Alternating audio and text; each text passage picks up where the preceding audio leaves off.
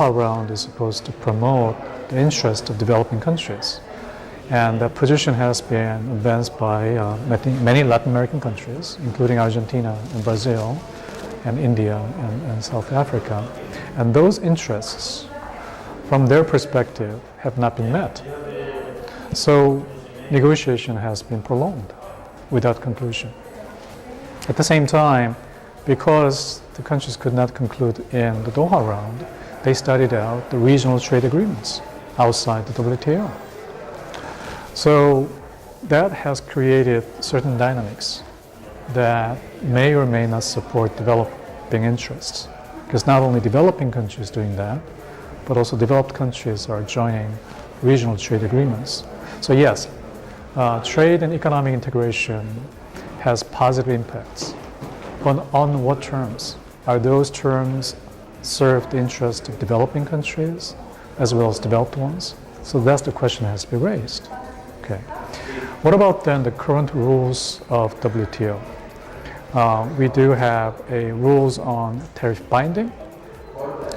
We have rules on intellectual property rights.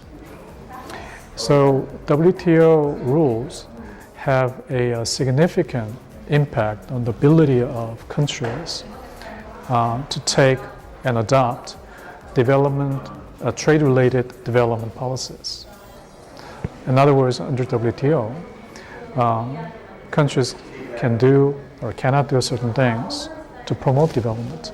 Example, developing countries cannot adopt export subsidies, the subsidies that would promote exports. Now, these subsidies have been actively adopted by past successful developing countries such as Taiwan, South Korea. Now, today's developing countries cannot adopt them because it's against WTO law. Now then, the rules are there for a reason. We try not to distort the trade relations by applying subsidies. That's fine. But what is that impact on developing countries? Should or should they not have the same opportunity that's been enjoyed by successful developing countries in the past?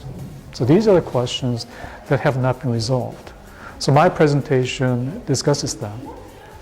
How Doha Round has been, what are the rules in the WTO that may have adverse impacts on developing countries.